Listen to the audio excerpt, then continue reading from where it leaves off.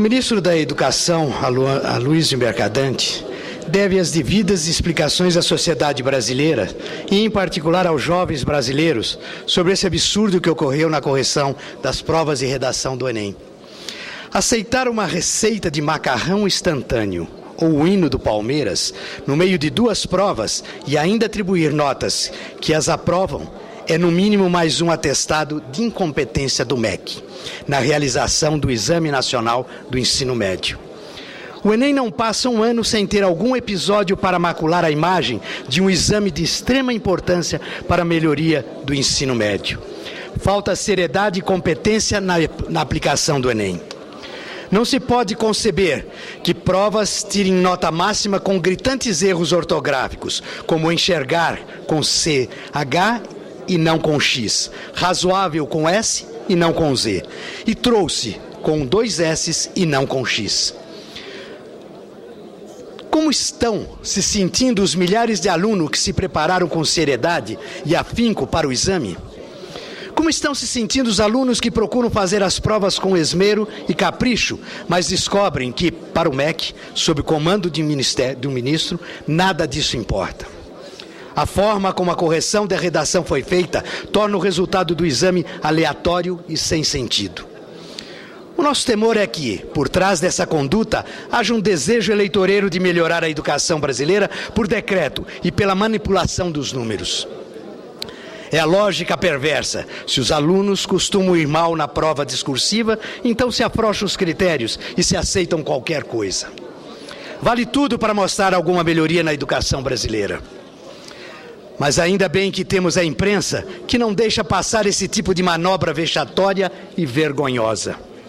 A verdade é que os governos do PT nada fizeram de expressivo para melhorar a educação brasileira em 10 anos. Nossos jovens não têm acesso à educação de qualidade e, dia após dia, se distanciam das qualificações necessárias para a inserção no mercado de trabalho da sociedade do conhecimento. Como bem assinala José Serra em artigo intitulado "O MEC deve desculpa aos estudantes.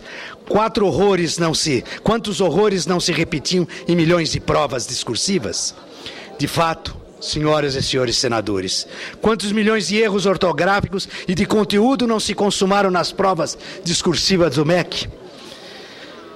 O Enem se transformou num caso de polícia, e é tão grave a situação que caberia uma investigação da Polícia Federal e uma perícia em todas as provas para ver o que de fato ocorreu. Isto é extremamente lamentável, porque o exame como evidência da história foi criado pelo ministro Paulo Renato Souza, no governo do Fernando Henrique Cardoso, para avaliar a eficácia do ensino médio. A ideia era exatamente a de propor ações para elevar a qualidade da etapa de formação que tem mostrado sofrível. Partiu do próprio Paulo Renato a diretriz para que faculdades e universidades passassem a incorporar de forma descentralizada e autônoma o desempenho dos estudantes do Enem entre os critérios da educação. Como bem observa o ex-governador José Serra, em 2002, 340 instituições já seguiam essa diretriz. O então ministro Fernando Haddad resolveu dar uma resposta simples, mas errada, a um problema difícil e complexo, como é o de avaliar o desempenho dos alunos do ensino médio.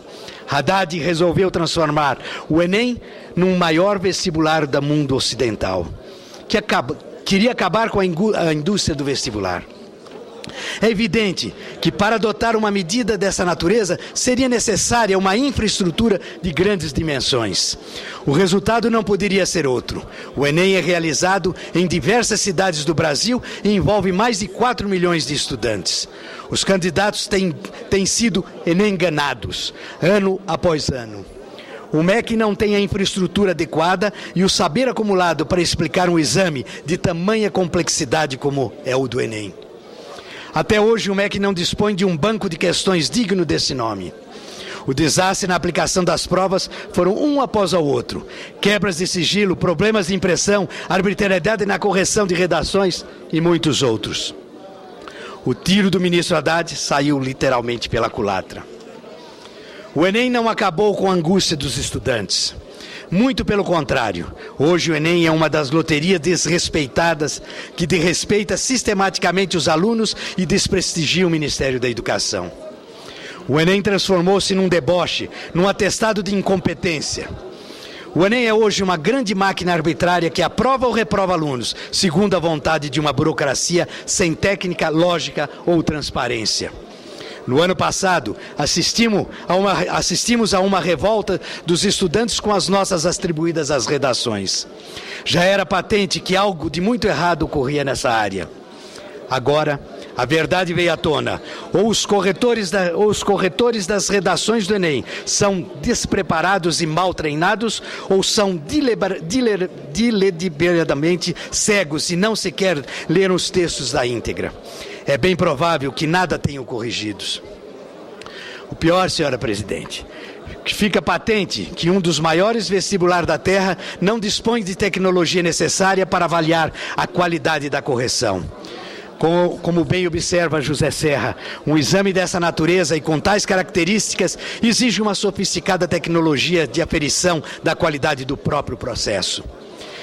Sem isso, o Enem perde a seriedade e a credibilidade tão necessária para o exame que pretende ser mais democrático e pluralista. E não nos venham com essa baboseira postas em redes sociais dizendo que querem acabar com o Enem.